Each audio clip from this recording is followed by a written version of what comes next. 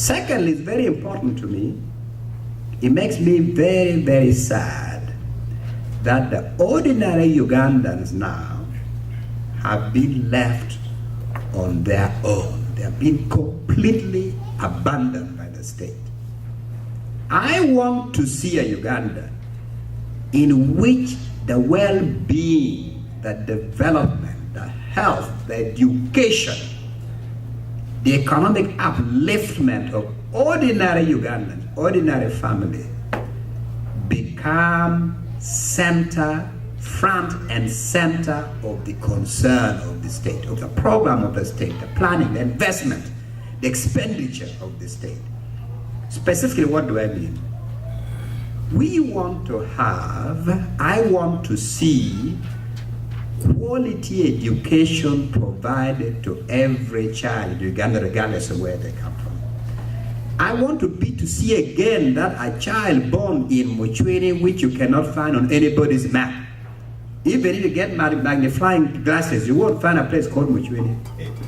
But that a child born in that place, in the middle of nowhere, where there were only I think it was primary 1 in my days to primary 4. That was the highest level you could go in Muchwini, not the university level. Thereafter, you had to go to the nearest town. Huh? But that child will receive quality education in that village. A thatched roof, mud hut, but good teachers who can give that child a quality foundation. And from that foundation to the next level, the child can go to Gulu High School, can go to Budo, can go to Makerere, can go to Oxford, can go to Harvard, can go to United Nations. Why not? There is no earthly reason why any child in Uganda should not be given that opportunity. No earthly reason. And in a similar way, if we are now in a situation where women in labor have to bring gloves, have to bring water, have to provide, it's the most humiliating situation when they go to a hospital for labor. In the midst of all the pain of labor, they have to be worrying about all these things. And I went from one place in Uganda to another. What we used to call hospitals, they are still there. The outer structure is still there. God forbid you enter the hospital, there are no drugs. You're lucky if you find some lonely doctor there, no nurses. It is derelict, it is abandoned, it is there only in name. So what happens to the bulk of Ugandans? Literally, they have no access to medical care. It's as simple as that. Those who have money, of course, there's now a burgeoning private hospital, so they can have that access. Just like in schooling, when I went to school, the son of the minister, the daughter of the most successful business person, the son of a peasant from the middle of God knows where, the one leveler, the one democratic space where we all met and mingled was the school.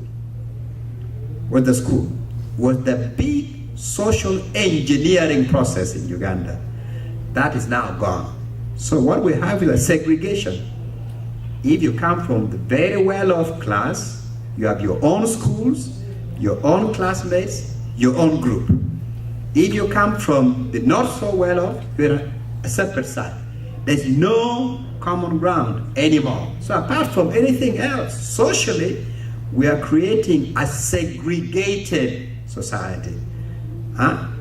The farmers who used to benefit from cooperative support, extension services, cooperative loans, the cooperatives have all collapsed. Busoga Cooperative Union, Ankole, all these have all collapsed. Now the Bugisu Cooperative Union is slowly trying to revive itself.